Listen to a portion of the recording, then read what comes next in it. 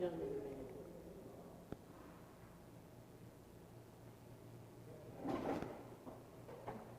You came to Jamaica when Sugar came and wrote this book, right? You were there that night? In January? No. Wow. Which would be present-day Sudan. And so I want to make sure you'll have European Egyptologists say that Kemet is the child of the Nile, of Hapi Itiru. But I want to make it clear that Kemet is the child of the African continent. And so the gift came from Western Africa, from the Sahara. As it dried up, Africans moved down to the valley. Africans from South Africa were migrating and moving. Africans from East Africa, West Africa, and ancient Kemet was the depository of all this information because we wrote it in stone.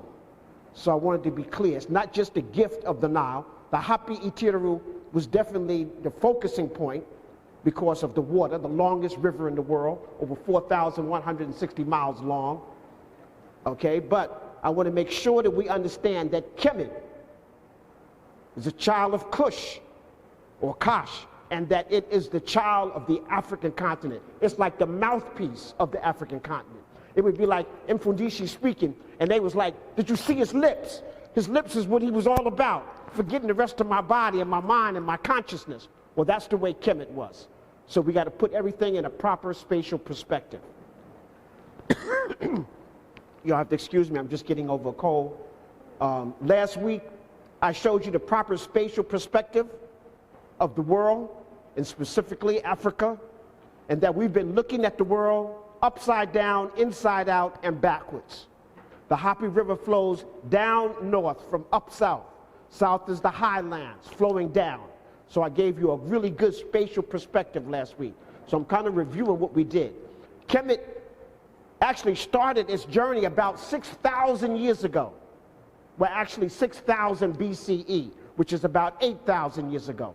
So today, as I talk about the Greeks and the Romans, who are veggie backing deep off of what was done in ancient Kemet, I need you to see the origin of where their history comes from. Who were the original people there? And how did they get this information? Because we have to understand that the Greeks and the Romans is the foundation of Western civilization. So really what we're trying to say here is that Africa is the foundation of Western civilization. It won't get printed in any media, it won't get printed in any universities, but technically that's what we are talking about. That Africa gave birth to civilization as we know it on the planet Earth since the last ice age. And I need to say that since the last ice age, because that happened approximately 10,000 years ago. I'm saying to say that there were other civilizations that existed prior to the last ice age. But after the last ice age, maybe 85 to 90% of the world's population was decimated. So a lot of those great sages, great philosophers, great builders, you'll see where the Bermuda Triangle is, there's pyramids under the water there. They didn't build the pyramids under the water. That means that the Earth's geographic shape was different. Off the coast of Portugal, there are pyramids, a pyramid just as big as Khufu's pyramid in Kemet. It wasn't built under the water, okay? I'm just trying to let you know. Off the coast of Japan, there are pyramids that's underwater. All right, so I'm trying to show you places around the world where there were ancient civilizations that were destroyed. Now, one of the reasons why the ancient Kemet began to write in the Medu Neter, the divine words, is because we had a very oracle civilization. Everything was passed on from teacher to student, and it was kept alive in songs and dance. But if the great musicians were all destroyed, some of the great priests were all destroyed, then people had to start all over again. So that's what's happening in this modern world that we're in now, since the last ice age, is that civilization had to start all over again. And the ancient Kemet, as they began to amass this information, they wrote it in stone so that if there was ever another great catastrophe on the planet, that they would have written it in stone of who we were, who we are, and who are we to be. Okay, so that is clear. So that's what the Medu Neter. People know that I teach the Medu Neter. It's our classical language of African people, and I think that it's extremely important that we grasp this language. You see, as I talk about the Greeks and the Romans, their classical language is Latin. Latin and Greek. If we created Latin, we taught the Greeks, and we don't know our stuff. So we can't go to their stuff to find us, because they're telling their story. That's why it's called history, his story. Whoever controls the situation defines the situation.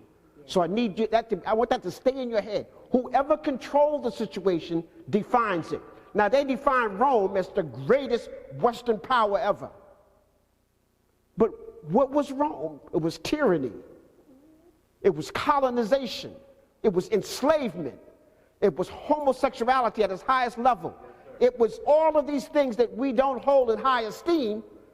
Did that make them the greatest nation in the world? We have to begin to classify. What is that? America is trying to imitate what Rome was doing. In fact, a lot of the Masonic order brothers will say, if the Roman emperors were here today, they would be proud of America, because it has its foot and its tentacles in everybody's business. It's colonizing, it's decimated all the people here in North America. It's enslavement, and now we're embracing confused sexuality, just like Rome. So Rome would be actually proud of America right now. But I'm going to show you that that's nothing. You see, the Greeks and the Romans did not grasp the 42 oracles of Ma'at. In fact, morality was never even questioned or talked about in ancient Greece after they basically eliminated the indigenous people. Every place you go in the world, any records of ancient Kemet, it says they are the most spiritual people on the planet. Everybody's records. There was no churches, no mosques, no temples, because everybody had their shrine in their home. So your place of worship was your home. Those temples were like universities and depositories of information, okay, where etiquette and things of that nature was taught about your ancestors and how to keep it alive. And so there was no need to have a whole lot of churches. There was no need to have the Kemetic spiritual priest. It's not like a preacher today. I had a gentleman came up to me. He says, "Oh, Mfundishi, man, you just like my preacher, man. You running it down." I said, "How long you been to that church?" He said, 20 years. I said, "Can you do what your preacher does?" He says, "No." I said, "Well, he's not like me." All right, because if you was with me 20 years, you would be running your own center, your own synagogue, your own temple. You would have your own university going. I'm proud to have students around the country who are running their own centers, running their own shrines. I don't want them to stay up under here. I want them to be able to fly. Falcons. That's what it's all about. Shemsu Haru, followers of the great falcon.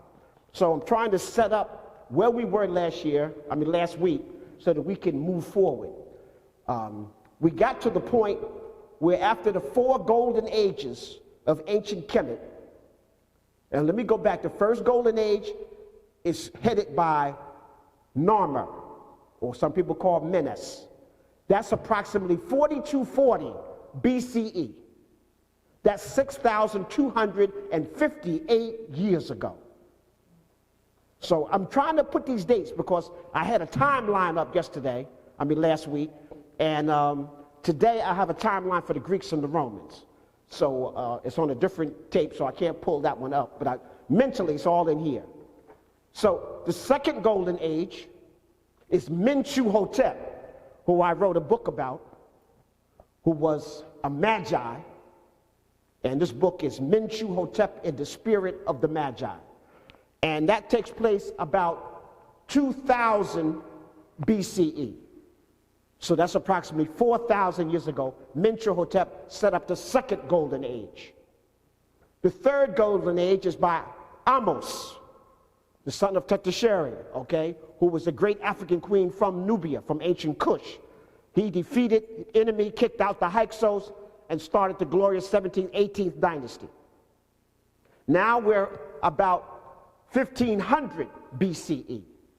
This is still before, I'm at the third golden age. There are no Romans. There are no Greeks. The Japanese haven't gotten to the 7 islands of Japan yet.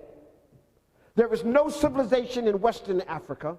There's no civilization as we know of it on this high level in North America or South America. The Olmecs and the Aztecs haven't started there yet. So I'm trying to put things in a spatial perspective. Do you see what's going on? We're at the third golden age, almost 3,000 years, and the rest of the world is still asleep. Now we go into the fourth golden age. This happens around 725 in the, still in the BCE.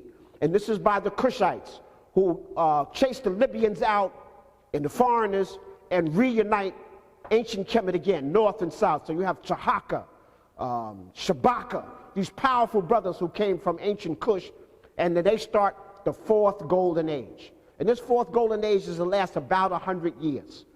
And then the Persians finally come in and conquer them. You have the Assyrians, and then the Persians defeat the Assyrians. And that's about 625. Now, this is when the great philosophers in the world began to emerge. When Kemet, fourth golden age, comes to an end. So I need you, I know you people are not putting the research together, but I've done the research. Zen, Taoism, 600 BCE. The teachers from ancient Kush, when they were controlled, they left and spread their wisdom towards Asia. The Shang dynasty, ancient China. The first two dynasties in China, the Shang I and Shang II, done by Kushites, Africans. The first shogun of Japan, a black man from ancient Kush. Okay, so I'm trying to put things in the proper perspective. Now you got the Dravidians in India. You got all of this is happening as the fourth golden age of Kemet comes to a close. Now the rest of the world is beginning. The Olmec heads in South America, Mexico, all this is beginning to happen now that ancient Kemet has come, is being controlled now by others. So a lot of these teachers left and are spreading the word. And you'll notice there's a common thread among all these spiritual teachers, where they've taken from the 42 oracles of Ma'at, they've taken from Ma'at the discipline and the philosophy. They're all biting hard on Jhuty, the wisdom teacher. In fact, if you go to Washington, D.C., on the House of Congress, on the door, it said all wisdom starts with Jhuty. And they show it right there on the wall. And they break it down. Then they go to the Asians, then they go to Socrates, and all of these people who I'm going to show today all studied in ancient Kemet. So in order for us to get this information out, we're going to have to write the books. So that's why it's important. I'm proud to say that my book, Spiritual Warriors and Healers, is being used in over 24 universities in Africana Studies here in America, and being used in other parts of Africa. In Egypt, my book is banned, it's contraband. Now my book is about ancient Kemet. But see, ancient Kemet has nothing to do with modern day Egypt, the Arabs. And so what happened in Egypt today, the Nubians are beginning to get consciousness. You see, Africans here in America, y'all don't know how powerful you are. When you begin to protest and stand up for your rights and demand a proper education and proper living, other people around the world are hearing that. South Africa's movement, Veggie backed off of the movement here. They marched and sang just like we did here. In my country, Tanzania, the same thing happened under Julius Nyerere and them. They were echoing what was going on in America. As you know, the first president, Kwame Nkrumah of Ghana in 1957, outside of Ethiopia, went to school here, came here to be a preacher. Dr. Clark and them got a hold of him and said, don't Africa got enough preachers? He joined the Harlem Book Club. Actually, it's a block away from where I live. And he went back to Ghana and started a revolution.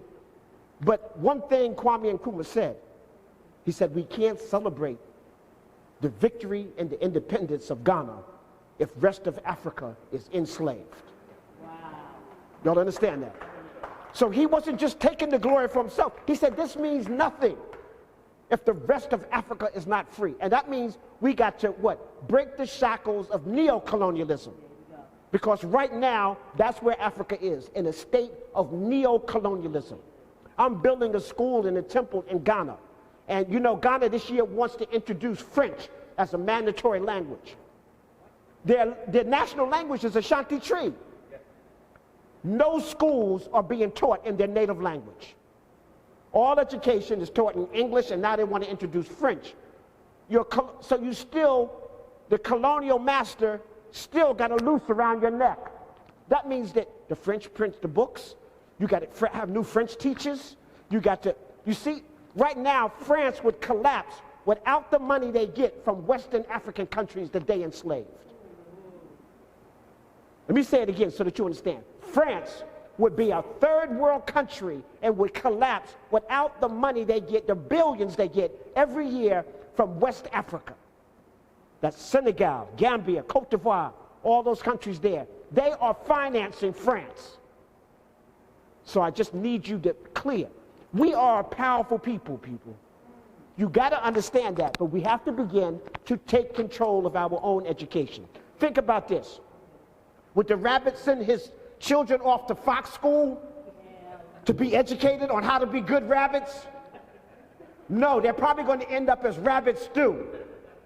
And if the rabbit gets a Nobel Peace Prize after all of that, then what did he actually get the prize for? You begin to add, we got 6 Africans, 7, they got Nobel Peace Prize and there's no peace. So we have to begin to understand, we got to take control of the educational systems from pre-K to PhD. You see, I sat on the council called CB, the Council of Independent Black Institutions, and we were raising kids from pre-K to 12. But then at the 12th grade, we sent them off to wolf school. And we lost almost all of them. Wow. Because the wolf recognized how bright these young men are. They give them, oh, listen, you can come and work to AT&T for $200,000. You think he's coming back to the hood? No, I don't think so. So they know what to do. They know how to entice our young people, our young gifted minds. I'm forever reading in the paper where some Nigerian then scored off the chart in terms of SATs and all of that. That means he know the European culture better than the Europeans. But then they brag about they going to an Ivy League school. They was accepted at all the Ivy League schools. They should be smacked. Because you're not going to benefit Africa now. You're going to these Ivy League schools, and obviously this information isn't going back to Nigeria to help develop a very corrupt country. All right, so we have to begin to think now. We got to stamp approved our young people. And the European Jews are using our model. Yes. Yes, sir. This is not their model. They're using our model. If there's more than 6 families, they have to open up a synagogue. If they have a synagogue, they have to open up a school. Not only that, the people who go to this have to be able to walk there. So that means it's in your community. If it's in your community, you have to control the stores in your community, and you only shop there. Do y'all see what's happening? Now, do we call that racism? No, they call it smart business. When you try to do it, it's racism. Faulty thinking, people. We're upside down, inside out, and backwards. We have to begin to, we don't have neighborhoods. I mean, communities. We got neighborhoods. You don't even know the next door neighbor. In some cases, you don't want to know. Okay? So we have to begin the word community, black unity. Community, the word Kim, black unity. And we're moving far away from that. So the more information we have, the better off we'll be, and the better we'll be able to control. So people, I do have a couple of decks here. I think I only brought 4 with me. It's the beginning alphabet on teaching yourself the Badu Necha, our ancient classical language. Okay, we sell them at 35 today. They are 30. So like I said, I only have 4 decks with me. And I teach it from symptomatic thinking. Symptomatic means it is what it is. It's, if a black cat crosses right now, what are you thinking? Huh? Thinking good luck. You're thinking good luck. You're thinking, no, it means the black cat's going somewhere. We automatically assign all these other things. That's from mythology and superstition. African people are the most mythological and superstitious people on the planet. As long as we continue to think like that, we will continue to be controlled. No, the black cat probably going home. He's going to get something to eat. He's going somewhere. Has nothing to do with no luck. Has nothing to do with no witchcraft, no nothing. You see how we've been programmed. That's symbolic thought versus symptomatic. Let me say this. All religions are based upon symbolic thought. I don't even have to prove they exist. Just believe. I can't find nobody's body in the Bible. Not their bones, not their grave site. But when I talk about ancient Kemet, we can go tomorrow. I can show you their bones, their grave site, their temples, their works, their writings. That's symptomatic thought. That means it is what it is. I don't mythologize about it. And let me make another such statement. Let me clear up this thing about rituals. Even most rituals, even the word ritual is a mythology. Symptomal. For example, I saw the sister saging the room. Now, some people say that's a ritual. I say, no, it's not. That's a symptomal attitude about cleansing the air, about keeping good vibrations. Scientific proof shows that when sage is in the air, all harmful bacteria is destroyed. In fact, in that room, a week later, they still will not appear. It's a scientific study showing you. So it's symptom. That's not some. So we're doing some good things, and we call them rituals. The brother poured libation here. They say, oh, that's a ritual. No, that's a symptomal act of honoring our ancestors. Take that word out. We can't take the Europeans' word and redefine it. I know we've done that. Oh, yeah, that's my nigga. You know, you're trying to make it sweet. No. The word is what it is. Keep it in its proper context. Okay? So, with that done, I also bought only 2 copies, but I bought the book Stolen Legacy, because I'll be making reference to this. George D.M. James did a magnificent job. His job was done so well, he was killed as a result of this, because he let secrets out from his order that wasn't supposed to necessarily come out. But his attitude is like mine. This is about educating the people. It's about empowering the people. So that's the step he made. The price of knowledge sometimes is death. Okay, and he was willing to take that. So George M. James, he basically takes every so-called Greek philosopher and tell you where they studied. They studied all in Africa at the feet of the temples, and then went back and became the first teachers in Europe. So with that, I'm going to start. Before I go, though, is there any questions on what I covered last week? The 4 golden ages.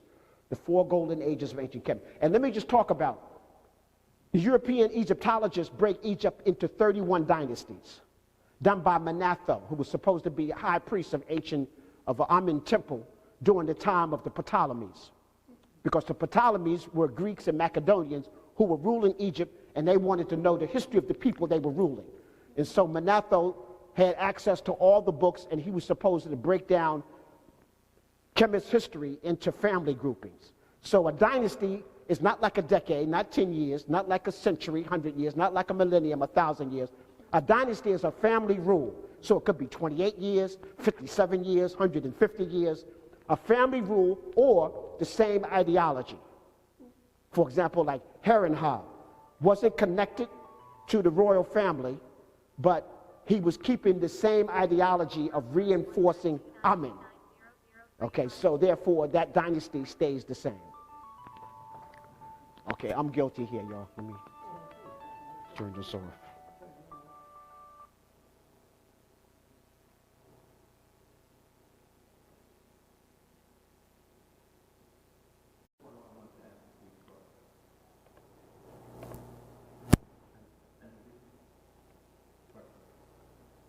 Okay, hold, let me just pull this back up and then I'll answer the question.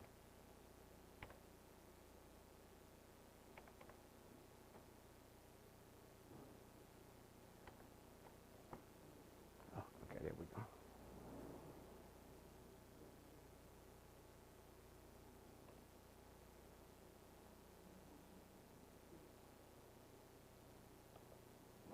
Okay, yes, sir.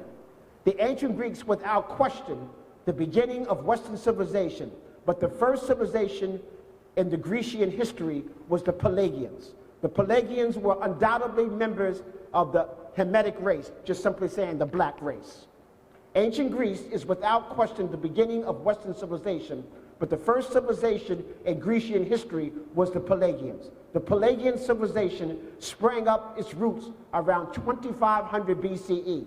The Pelasgians are a satellite coming from ancient Egypt, who were colonizing or moving in the whole Mediterranean area. The oldest race of mankind is the Hamitic, or the black race. The Hamitic people were civilization builders. They spread out into every culture in the world.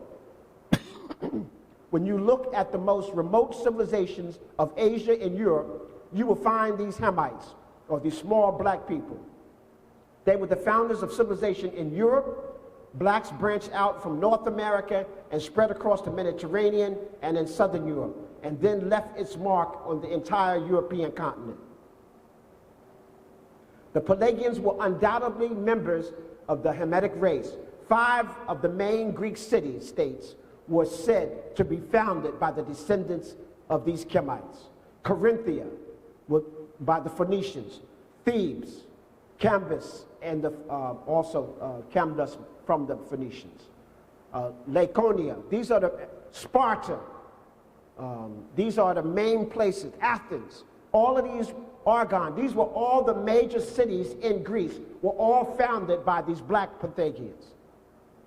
The Pelasgians were made of various tribes, including the Carians, the Legions, the Cambodians, and the Gormelians, and all of these tribes actually come from ancient Kush. So I'm just trying to give you just a little background there. As previously noted, the Greek city-states were founded and developed by maritime colonizers from Phoenicia and Kemet. Who are the Phoenicians? They got you thinking those are white people. Those were the ancient blacks who traveled the seas. They had the first great navies, okay, the Phoenicians, and they were great traders in commerce. In fact, when we think of ancient Egypt, you think of the pyramids, you think of all of these temples, but you don't think of the greatest economy the world has ever seen. Let me say it again. You're looking at the greatest economy that the world has ever seen, where you can feed 5,000 workers, their family, their housing, taking care of everything that they do, build the greatest monuments and temples, and everyone is taken care of. There is no inflation in the land. There is a bartering system, and there's a system that makes sure everyone is taken care of. No such thing as homelessness. No such thing as a senior citizen home. No such thing as an orphanage. Every child belongs to the state and is taken care of by families. Okay, so all of that's in ancient Kemet. We don't talk about that. If I have time, I'll give you 10 great points about the pyramid. They've been lying to you about the pyramid. The pyramid is not a tomb. Okay, I'm going to talk about all these other things that the pyramid does. But let me move on here. We are also told that they built canals, subterranean waterworks, dams, walls of astounding strength and most excellent constructions. 5 years of Theosophy, edited by George Robert, that's the name of the book, Mead. London Reeves, these are a couple of books. I'm trying to give you some references that you can go to. The deities of the Pelasgians were predominantly the same as the ancient Kemeta'u, the ancient Kemet. And I give a book here that you can find all of that. So all of the Greek gods and goddesses, their origin comes from Kemet. Zeus was at the high of the list. Zeus comes from Ethiopia and has to go back every year to get charged. Did they tell you that? No, I got some pictures here to show y'all.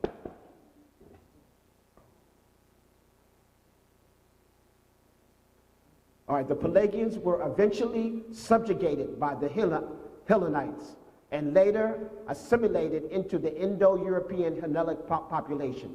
But when we speak of Greece as the origin of Western civilization, let us not forget that it was the Pelasgians, the black people, who were the original inhabitants and who were the bearers of civilization in that era. So all that we think of when we think of Greece, the Parthenon and all of that was set up by the ancient blacks that were there. Just like in Rome, it was the Etruscans, the Etruscans, are the same as the Pelasgians who come from ancient Kemet. Etruscans, they said, now this is mythology, they said that when more whites filtered into the area, they knew that life was going to be over. All the blacks got in boats and left. That's in ancient Rome. That's not in Troy. I mean, that's pretty deep. I mean, it's not like they know something we don't know. The Greek cities, I already mentioned this, Greek city-states. All right, now let me just show you some pictures. These are what the ancient Pelasgians look like. So you get an idea of what's here. Look, this is Greece in 550. Greece just starts. It's all black, all black, all black.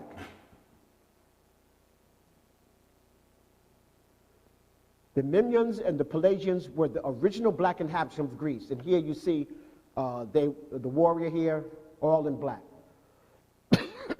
Note Herodotus in his book, The Persian Wars, in 440 BCE. This is all still pre-Alexander. Remember, he's 332. Identifies the Spartans not as white, but as a combination of Phoenician and Minoan, who along with the Pelasgians were original black inhabitants of Greece. See Herodotus' text below. So again, you can quote, even the Europeans are saying, the European scholars, that these original people were all black. This is a silver coin done in 550 to 470. Black faces as the rulers and leaders of Greece. How many people got this in your history books when you were studying ancient Greece? 0. That's about what I thought. Greek Attic, black figure, a vase of the Hoplites leaving home. This is 510 BCE. All warriors leaving their homes in Greece. And to the right is Zeus and the eagle oracle, 460. Zeus is black. And so the oracle, the highest oracle in ancient Greece is black from Ethiopia. So I'm trying to show you this. This is not like a feel good. I'm not trying to down nobody. I'm just trying to let you know the origins of where this comes from. Again, the Naxon in Sicily, you see that they were black. In fact, even today, a lot of people from Sicily, when they came to America, they were classified as black folks and were treated just like black people. In fact, Italians only in the 1900s became officially white people. They made them honorary white people. The Irish and the Italians were called niggers and treated just like black people. And they weren't considered white. But as the white population was dwindling, they needed some more numbers, so they made them honorary white folks. But if you were to go to Sicily, you would see a lot of folks speaking Italian looking like y'all in this room. And here you see pictures 430 to 420. This is still prior to Alexander. Here in Macedonia, to the right, you see the warriors here, 490 BCE. This is Hercules. Hercules, now, I know y'all seen the white version of Hercules. Hercules was a black man. And here he is depicted here slaying some kind of creature, mythological creature. But Hercules, again, the whole legend was an African. And all the ancient pictures of Hercules is an African with an afro. When they showed the movie, he got long, stringy blonde hair and melanin deficient. The ancient name of the country is Hellas, or Hellas, or Elada. That's the Greek. When we say Greece, that's the Roman rendering of it. And so we're actually we're using the English name based upon what the Romans said. And so when we say Greece, or Greece, Latin is called Graecia, as used by the Romans, and literally means the land of the Greeks. Okay, so here just talking about Rhodes, Crete, Cyprus, all the shores here were all originally inhabited by African people. Where did Darians come from. Darian people of ancient Greece. Their name is mythologically derived from Doris, the son of Helen. Y'all know the story of Helen and Troy. They stole Helen. She came back. The husband went to war. Okay. So the people who are the descendants of that are called this. These new divisions soon began fighting. Although the Greek culture had spread throughout much of the world, it was politically divided. The period of ancient Greece after Alexander the Greek is called Hellenic. Now, Hellenic, let me just give you a little background. I just explained that the original people were black. Rome, Italy, and Greece, and Ionia, all that area around there was colonized by the ancient Greeks. Ancient Kemet. They set up temples there. They left temples where they would educate, watch this, and they would try to bring these savages who came from the north out of a barbaric state. In fact, Thales, Thales, the first Greek philosopher, is not Greek. He's from Ionia. He went to a Kemetic temple in Ionia, got a scholarship to go to Kemet. Sound familiar? We get these scholarships. Scholarships to go back to Kemet, studied in Kemet for 22 years, and came back and set up the first school of philosophy and thought and mathematics in all of Europe by a non-black. So I'm just trying to give you just a little background here so that you'll be able to appreciate who we are. So when we say Hellenic, this is the Asian, this is the Eurasians, and I say Eurasians because Europe is not a continent. Europe is just Western Asia. There's only 6 continents in the world, and Europe is not one. It's just the western part of Asia.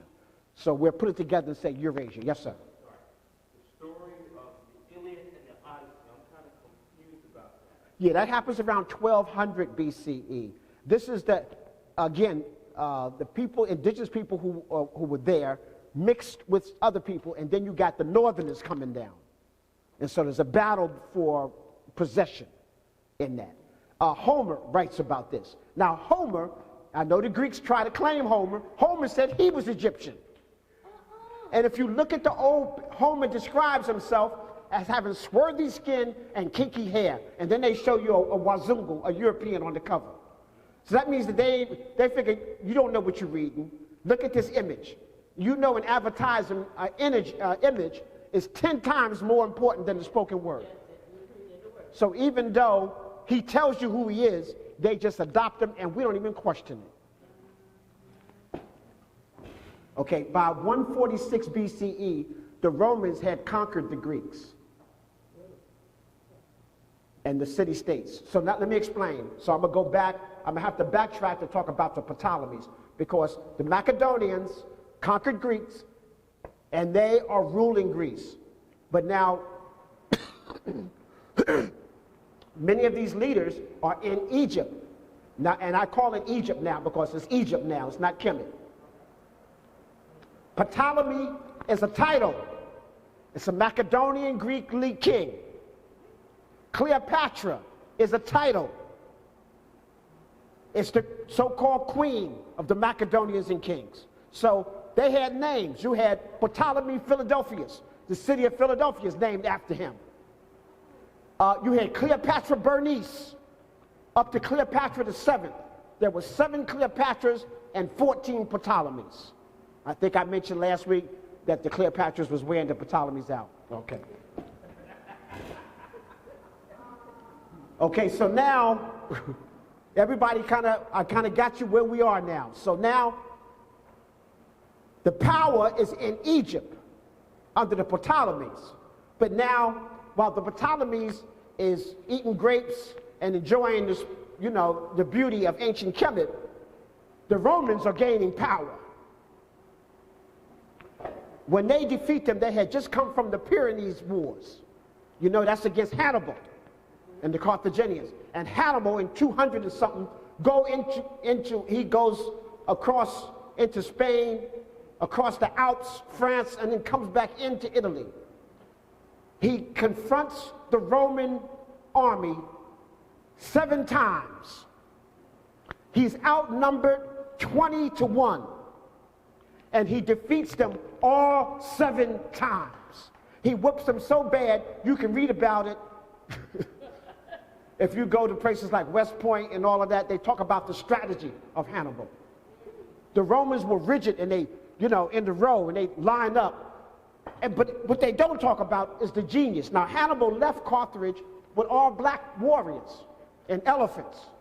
He got into Spain and he didn't get the weather report. As he went across the Alps in the winter, almost all his elephants died. Only 1 or 2 actually made it the other side. But he lost many troops in the bitter winter. But he was such a great organizer and such a powerful leader that he annexed troops on his way. Because guess what? Rome had created so many enemies, terrorizing everybody, making everybody pay taxes, that almost anybody was willing to fight against Rome to bring them down. So Hannibal was able to feed on this. And he was annexing all these, like the Gauls. The Gauls are what we call the French today. Hannibal talks about they were naked savages throwing rocks at him from the mountains. Needless to say, he whooped that tail and annexed them. And they fought with them against the Romans. He came into Rome backwards. They thought he would come, the waterway. But he came in towards the land. Now, they claimed that Hannibal was not victorious. But see, they didn't understand Hannibal's plan. No, he did not sack Rome. He could have, but he did not. He wanted Rome to sign some type of treaty that they would leave Carthaginians alone and they would have peace. So he whooped their tail, like I say, 7 times. He was actually within 100 miles of the Roman city and did not come in and destroy Rome when Rome was actually almost defenseless. Rome sent 100,000 soldiers against 20,000. And the 20,000 decimated the 100,000 in 3 hours in an area about the size of Central Park. Now that's some fighting, y'all. That's some serious fight. And Hannibal wasn't no place pushing buttons telling people to go. He was leading the charge, slicing folks up like Swiss cheese. Okay, all right, so you got to understand this is the tenacious warrior.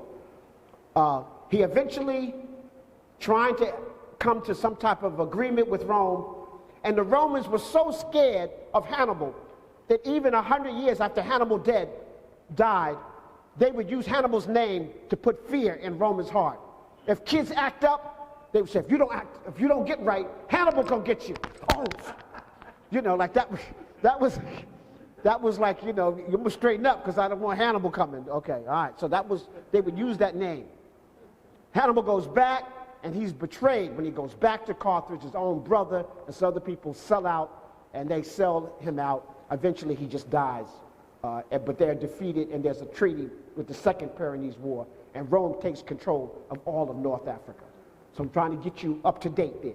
So Carthage was the last stronghold there. Remember, Kemet was already controlled by the Macedonians and Greeks.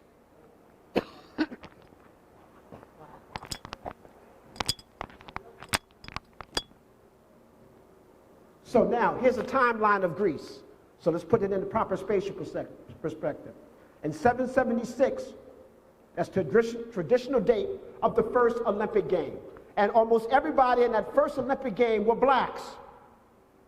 In fact, there's no such thing as Greco-Roman wrestling. That's Nubian Kushite wrestling. And all you have to do is just check the records and you'll see. Okay? And they're still doing it today. Okay? So that's 776. That kind of starts Rome. All these cities that the Pelasgians had started up now competed each other in an Olympic game. In 750, Greek cities planting colonies on the Mediterranean coast adopted the Phoenician alphabet. So in 750, before 750, the Greeks didn't even write. Now you have to understand, we've already had 4 golden ages, 3,500 years in ancient Kemet of writing, sculpturing, plotting the stars in the heavens, and in 750 BCE, they just getting the alphabet from us. So I'm just trying to put things in their proper perspective. In fact, when Thales was studying in 640, they said, your people are like children. Each generation you have to start over. You don't even have a record of your ancient history. Okay, so that's Africans talking to these Europeans. Okay, in 595, we have Solon gives Athens a new construction. This is the start of the rise of democracy in Greece. Solon is the one that says, he's the one that tells you about Athens. That's how Atlantis. The word Atlantis we get from Solon. Solon studied with the ancient Kemet, and they told them about great civilizations before the flood.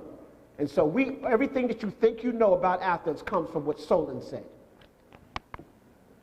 That would be like following rabbits who studied with the fox on what rabbit said. Okay, I don't know if you follow me there. The Persian Wars, Athens and Sparta, led by Greeks in defending their own land and invasion. So in 490, the Persians were controlling Egypt. In 447, works begin on the Parthenon. 447, Greece was still predominantly African people, so the architects and engineers from Kemet came to build the Parthenon, as well as building many of the cathedrals in Europe. Okay, Athens philosophers, Socrates is condemned to death. In fact, all of the so-called Greek philosophers were kicked out of Greece. All of them, for teaching foreign thought. What's the foreign thought? African philosophy, African spirituality. Today, they're glorifying these people because after they came out of the Dark Ages, they realized how powerful these people were. But the Greek people, the Europeans, the Hellenics, who occupied Greece, who displaced the Pelasgians, the blacks, didn't want to hear nothing about black stuff. So when these new philosophers who had studied in ancient Kemet came back talking about triangles and pyramids and the sun and the moon, they were like, get out of here. Stoned them. Kicked them out. In fact, I just want to put this footnote. Europeans know about Greek philosophers from the Moors.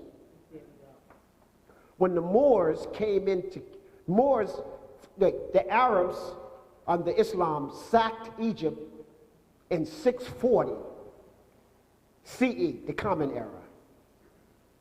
That's the beginning of the Moors. So they move across North Africa, which was the territory of the Romans. And like I said, Roman tyranny was so vicious that they just welcomed the Muslims in. So all of North Africa became Muslim. And then they moved into Spain in 711 CE in the Common Era. In 711, Europe was in their dark ages. Why was Europe in the dark age? Because Rome had fell. Rome was their connection to the Western world, to the Asian world, to Africa. When Rome fell by the Vandals and these northern Germanic tribes, and just tore it up, Europe fell into their dark ages because they were disconnected from the source of information, of knowledge in the world. The Moors came in, built universities, taught algebra. The Moors didn't create algebra. They're using the Arabic word. So they got this from Africa. They called it algebra. That comes from them. Algorithms. All of this comes from the Moors. They set up the first public baths because they were really funky, and they had to do something about that. So the first public baths was set up.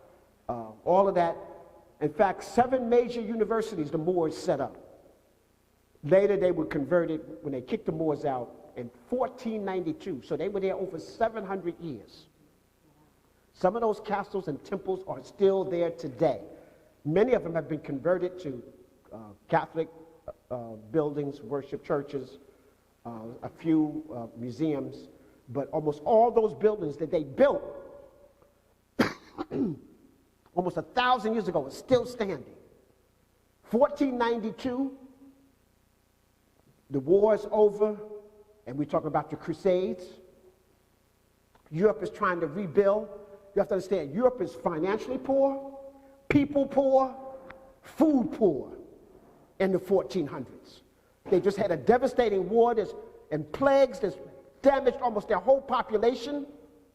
And now, this is when they go to the seas. This is the exploring. And what they're not telling you, they're going looking for food.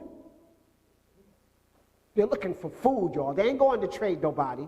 It's like the Vikings. They're trying to make the Vikings now great explorers and traders. When you're exploring and trading, that means I got some stuff on my boat that I want to trade when I get there. The only thing they had in their boat was machetes and axes and arrows. And they wasn't in the weapon business. They was going to destroy. And so even other Europeans were afraid of the Vikings. Okay, so I'm just trying to put things in a proper perspective. So in 1492, the Queen gave a session saying all Moors have to be out and all Jews have to be out. So the Moors and Jews, but this is what they said. On April 1st, I want you to go down to the river, go to the ocean, and we'll have boats waiting for you with food and water so that you can make your journey. So the Jews sold all the stuff they had. The Moors got all that stuff together. They got down to the boat, and the army was waiting on them. April Fools. And decimated them. So today, you're running around here selling April Fool Day, not understanding that it was created on the decimation of African people. So the real fool is on you. All right, so let me get you back here where I'm at. Hold on. We're like about 3/4 through, y'all. I'm just about finished with Greece. I'm going into the Ptolemies, and then we'll end up with Rome. Even though I just kind of gave you a precept to Rome. Wait a minute, so the Christians did not create castles, Africans built castles in Africa? Right. Castles, the first castles were built, not even in Egypt. The first castles were built in Kash, in the Sudan. There's pictures on my presentation I do on Kemet Kash relationships. The fighting that you see, the weapons you see the Romans using, those big things and climbing up castle wall, they got that from the Nubians. The Nubians and the Kemet were building trade castles 3000 BCE. Did you hear me? 3000 BCE. Even the castles in Ireland were built by African people. The original inhabitants of Ireland are black people. Who do you think them little green people were? The leprechauns. They were black folks. And white folks was trying to kill them and take their gold. Ain't no gold in Ireland. So listen to their folklore. They're telling you who they are. We'll kill you. Listen, for African people, in order for you to be our enemy, you got to do something to us. You got to do something to us or our family. Now you cross the line, you're our enemy. For Europeans, you got to have something they want to be their enemy. You got land. They came to Jamaica, saw the white beaches. Oh, we taking this. They came to Australia, Tasmania, saw these beaches, and oh, we taking this. Y'all our enemy. Came across America, Native Americans, all this land. We taking this. You our enemy. Anybody that has something of value is the enemy of Eurasians. So I know that's different for African people because y'all thinking, dog, what did we do to them? To get this type of whooping. No, you got stuff they want. So I'm trying to break this down to the lowest common denominator.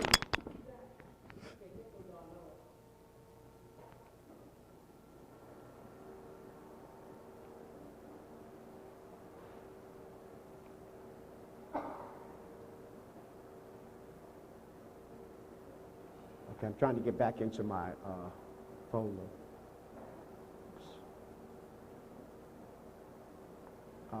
I'm going to need some help. I need to get back in.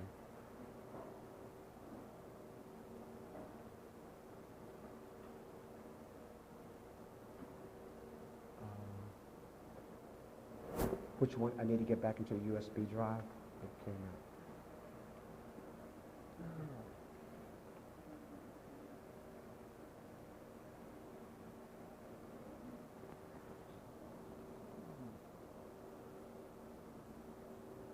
Oh, there it is. Okay, it was underneath. Okay, thank you. Okay, people, so let me...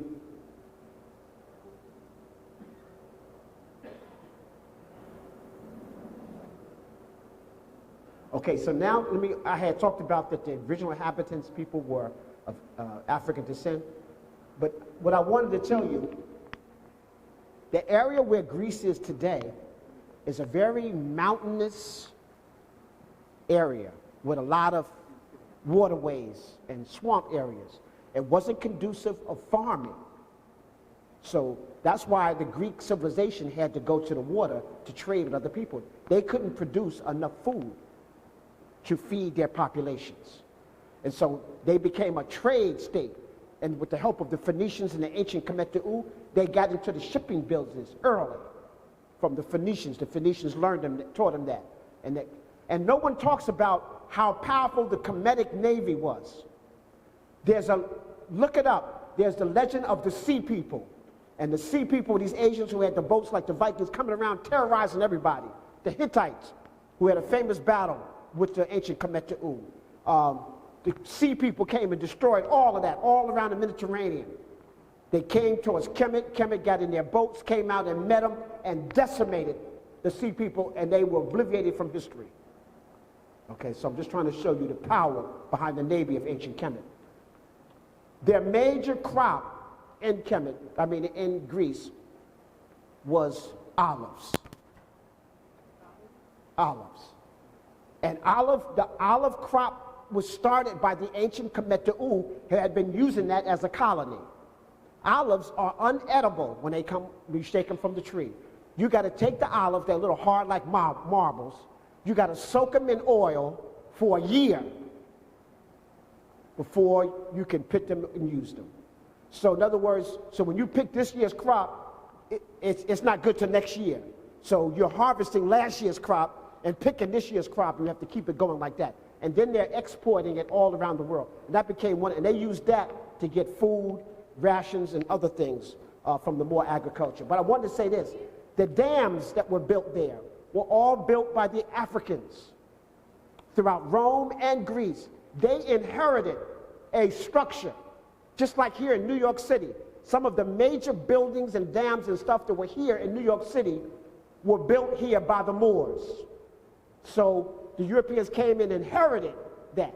And you think that they built everything. No, they didn't.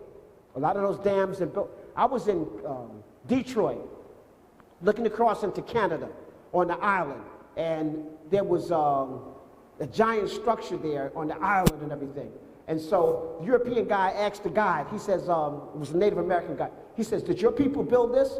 He said, no, these mounds and these great structures were done by blacks before we got here. This is the Native American, the red man, talking about what was going on here in America before they got here. So they just inherited it. So people think that the red man is responsible for the mound. They're not the mound builders. The mound builders are the indigenous Africans who came here first.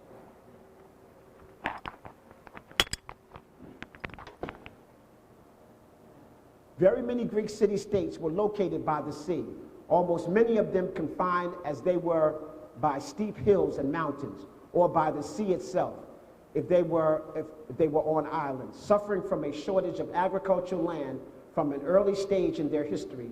Therefore, many Greeks looked to the sea for their livelihood for a period of about 150 years after 750 BCE.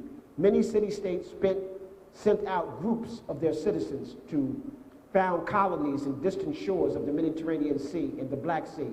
These established strong trading ties with their mother city. Greek traders soon dominated maritime trade for the Mediterranean, edging out the Phoenicians who had preceded them, and adopted a mental coinage, much to be seen. So the coins that we see today were kind of mapped out. This is an Athens coin.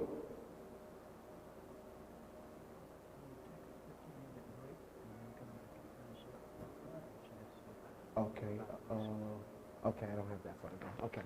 All right, people, I'm about 3/4. I only have about a half an hour left. We're going to take a break, and then I'll finish up here with the Ptolemies and the Romans. So at this point, we'll take a break. Is there any questions on what I did firsthand? Come on, I wasn't that good. You got to have 1 or 2 questions, no? Okay. All right, so I'll continue where we are. Let's move into art and architecture. Greek architecture is known for its grace and simplicity. The finest buildings the Greeks erected were their temples And the most famous of these is the Parthenon in Athens. I already explained that Athens was founded by African people. The center of each temple was space known as the cella. Here you are located the statues of the god. In front of the cella was the porch, and both porch and cella were surrounded by a colonnade of columns. Each column was topped by a capital and carved blocks of stone, and the top of rested then rested the roof, and these elements went together to form a simple yet gracious building. And I'll give you an example of that.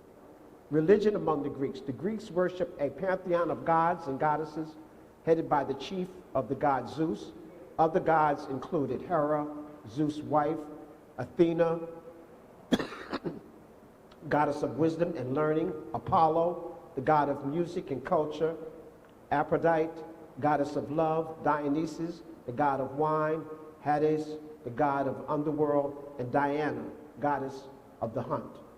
Greek religion placed little emphasis on ethical conduct. I think I mentioned this before. I'll say that again. Greek religion placed little emphasis on ethical conduct. Stories about the gods portrayed them as lying, cheating, being unfaithful, getting drunk, and so on. As many traditional religions as Greek gods and goddesses has seen more a potential source of help rather than a source of devotion. So you kind of ask these guys to help you on your journey.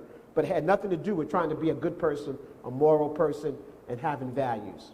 That's something that African people introduced to that whole concept.